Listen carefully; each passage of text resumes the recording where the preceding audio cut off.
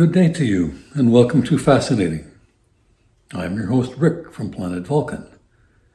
My ongoing mission on planet Earth to search for signs of intelligence and to encourage its spread. We Vulcans have noted that Earthlings are currently exhibiting a high level of confusion around the concept of value.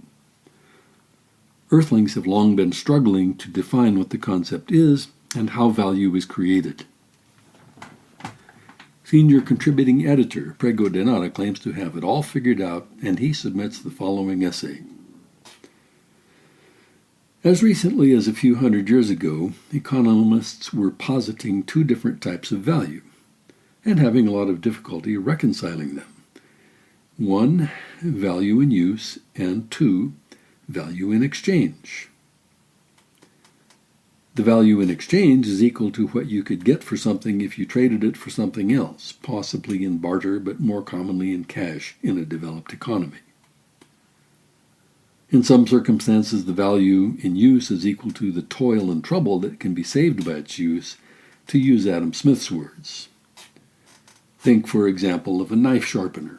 Its value in use is based on how much easier it is to cut something with a sharp knife than with a dull knife. Its value in exchange is equal to how much cash you would pay if you bought it or how much cash you would receive if you sold it. In other circumstances, value in use might be the amenity value, that is, the benefit you receive from consuming it or just enjoying it. The two estimates of value might very well not be equal, but it does not follow that they are conceptually different simply because it looks that way from the viewpoint of one individual. Early attempts to get a grip on the concept of value centered around labor. Under a labor theory of value, the idea is that the value of something is equal to the value of the labor that went into its production. It quickly becomes evident, however, that some things have zero value no matter how much labor went into producing them. Think, for example, of the value of laboriously harvested, transported, and stored river ice after the technological innovation of refrigeration. So you have to add some qualifications to the definition. Economist Karl Marx made the labor theory of value, although he never called it that, central to his attempt at an overall explanation of an economic system. Earlier economists, such as Adam Smith and David Ricardo, also had proposed a slightly different labor theory of value from that of Marx, which was that the value of something was equal to the amount of labor a worker would have to perform to buy it. Although there is some plausibility to these musings, not everything that needs to fit into the conceptual framework of a labor theory of value fits really well.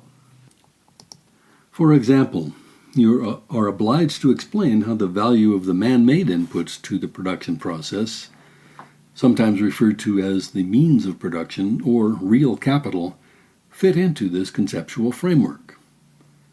Clearly, a laborer coupled with inputs such as machines can produce more than a laborer working without those inputs. A farmer with a tractor can till more acreage than a farmer with a mule. You can say, of course, that the value of capital inputs just represents the labor that was used to produce them. Marx himself, then Engels, and many of their followers since have tried to develop an all-encompassing labor theory of value, but never in a convincing way has the case been made. The arithmetic just doesn't work out. And if you try to wade through the increasing complexity of attempts to reconcile the premise that all value stems from labor, you might be reminded of attempts to rescue the hypothesis of the Earth-centered universe during the Middle Ages, with astronomers proposing ad hoc fixes called epicycles whenever the results of observations of the heavens diverged from the predictions that were based on the geocentric theory. In both cases, a simpler theory was called for. Employing the principle of Occam's razor, you get a simpler and therefore better theory of planetary motion if you start by assuming the Sun, and not the Earth, is the center of the solar system. And you get a simpler and therefore better theory of value if you start by assuming that the value is ultimately subjective. There is no such thing as intrinsic value, as tempting as it is to believe. There are only opinions about value. For example, you can integrate value in use and value in exchange by noting that the value in exchange is simply equal to a consensus estimate of value in use. From an individual's point of view, it only affects buying and selling decisions. You buy it or hang on to it if and only if its value to you is greater than the price, and so on. The consensus estimate of value is commonly referred to as the market price. Market pricing is a fascinating example of social construction, an example that actually makes some operational sense, unlike many purported examples of social construction that are bandied about. The way the social construction works is that each individual decides for themselves what the value of something is. That is, what they're willing to give up to get it. Then, through the interplay of these individual buyers and sellers asking and bidding in the market, a market price emerges. A market price thus represents a consensus opinion about value, and it is the closest we can ever come to a measurement of intrinsic value. In spite of its obsolescence, the labor theory of value is still quite influential. There can be little doubt that this concept will eventually go the way of the epicycle, but it presently retains its grip, probably because it can serve as the foundation for many simple, easy-to-understand, wrong answers to complex questions. It lies behind such slogans as equal pay for equal work, for example. This slogan might or might not make sense depending on how you apply it.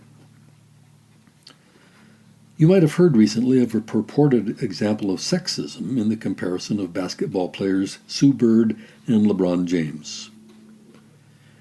There are those who say that the disparate earnings of these two players is an example of systemic sexism because even though their respective performances in their respective leagues are comparable, James receives much greater compensation than Bird. Isn't this unequal pay for equal work? It would be difficult to find a clearer example of the silliness of where the labor theory of value can take you. But if you approach value as subjective, it is easy to understand why LeBron James earns more. It is because he creates more value for his many fans than Sue Bird creates for her far fewer fans. You don't need to make the stretch to any isms or archies or to anything else to explain what we observe. And how do you explain why Sue Bird earns so much more than the star male player of the Taiwan Basketball League, even though his stats are even better than hers? Okay, I made that up, but it does illustrate the point. A persistent and frequently employed idea that flows from the labor theory of value is the concept of surplus value. Marxian theorists have dealt with one of the problems alluded to above about things that clearly have no value despite having been costly to produce by introducing the idea of socially necessary value. The socially necessary value of labor is defined as subsistence with replacement. That is, in order to make production sustainable, workers must be paid at least enough to keep body and soul together during their working years, while bringing sufficient offspring to maturity to replace the workers who die. The same reasoning can be applied to capital. The socially necessary value of real capital, not to be confused with financial capital, is defined as the amount of payment necessary to replace capital as it wears out. If you add up the socially necessary values of labor and capital thus obtained, the sum of these socially necessary values will typically fall short of, and often far short of, the total value produced. The difference is referred to as surplus value. If you choose to look at it from this viewpoint, the obvious question then becomes, who gets the surplus value? The answer, according to those who have chosen this viewpoint, is that it is basically up for grabs and that the wrong people have been grabbing it. They claim it should all be going to the workers, and anything that flows to the owners of capital is coming out of the hide of the owners of labor, that is, the workers. This hypothesized scenario forms the basis of all sorts of ideas, more like rallying cries really, such as the seldom questioned idea that workers are being exploited, that anyone who is rich has wrongfully taken it from someone, that profit is theft, etc. One of the silliest concepts to emerge from Marxian economics is something referred to as the wage-profit frontier. The idea here is that the total revenues of a business, less operating costs, is somehow being split between wages and profits. That is, an extra dollar of wages means one less dollar of profits. It's as if there is someone in a position of authority actually making this decision, although in fact no such person exists and no such action is taking place. Wages and profits are ultimately determined by impersonal market forces. So even though wages and profits are presented as trade-offs, they are not things that are literally traded off in the real world.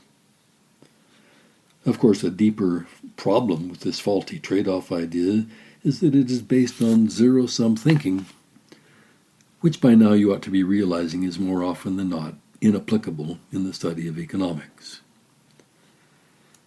By now you should also be coming to the conclusion that if you wish for your thoughts and judgments to be in line with science and nature, that is, evolution, the labor theory of value is not a valuable theory of anything.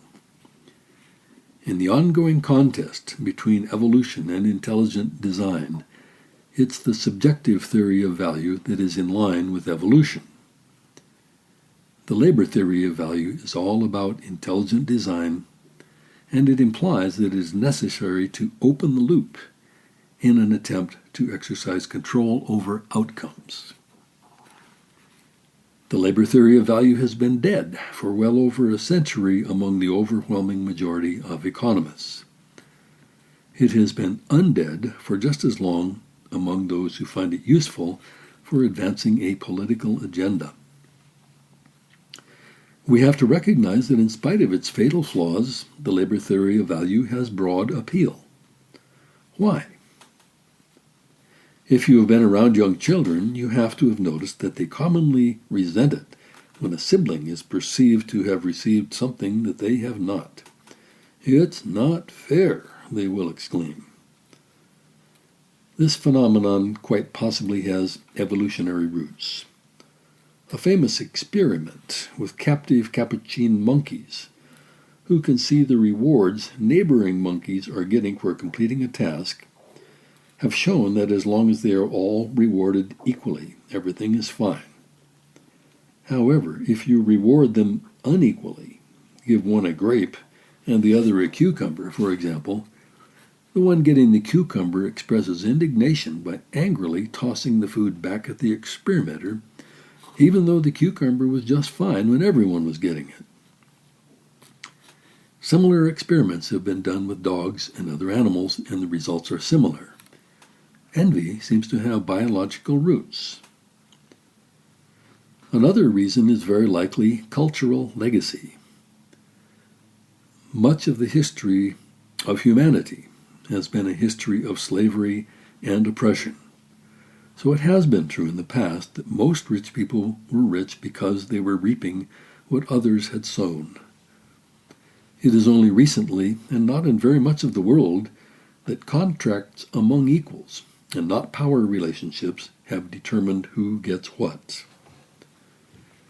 We should always maintain an awareness and an appreciation of the rarity and beauty of the widespread symbiosis that has emerged in our time and in our part of the world.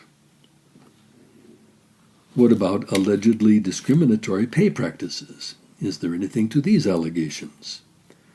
Are women truly paid less than men for doing the same work? Are members of minorities systematically truly paid less than members of the majority? There certainly has been something to these allegations in the not-too-distant past. Women and minorities have been treated differently under the law and under custom, as undocumented immigrants still are. But differences in legal status have largely been eliminated in this part of today's world. How then do you explain the often repeated statistic, the average woman in the workplace earns only 70 or 80% of what the average man earns, for example? And if it is true, what's to be done about it? Can this alleged injustice be dealt with only by political intervention? Let's say that you truly believe that there are hundreds of thousands, if not millions, of underpaid women in the workforce. Why would you not start a business and hire only women? You could offer them, say, 90% instead of 70 or 80%, and this would not only make the women better off, but also give you a competitive advantage over employers who have men in their workforces. You could do well and do good. Of course, someone might come along and hire them all away from you by offering 95%. Eventually, women would reach parity just because of competition for their services. Except by now you should be realizing that competition already is happening, and the tendency is already towards parity without any need for political intervention. You must also acknowledge, if you wish to lay claim to rationality, that any broad differences that persist even after competition has worked its wonders must have another explanation besides exploitation. If you are truly an exploiter, won't competition undermine you? You may have heard recently about a study which showed that female drivers working for Uber and Lyft earn less than male drivers. How do we explain that phenomenon as exploitation, given that the algorithm that offers work to these drivers is blind to whether the drivers are male or female? The logical explanation is that in this case, men and women were systematically making different choices. And surely this truism applies across the board. You do not have to make a stretch to any other explanation for observed statistical discrepancies between men and women. The only people who actually benefit from attempts to operate government as a deus ex machina are politicians and lawyers, and a small coterie of politically connected individuals. It is entirely clear that attempts to arbitrarily administer outcomes only operate as a drag on the productivity that benefits us all. And it is furthermore clear that these attempts cannot possibly succeed anyway. You might as well decree with equal probability of success that all of the trees in the forest must receive equal amounts of sunlight. I invite you to have a look at the next essay on the Fascinating YouTube channel. Please provide feedback if you're so inclined. You may contact me by sending an email to Senior Contributing Editor Prego Denata @gmail.com. If you find the lessons from nature in these essays personally valuable, please recommend it to your friends and give it a like. Thanks to Trek Tribe for permitting the use of their song Helium. Live long and prosper. Savor your experiences and treasure your memories. And respect nature's wisdom.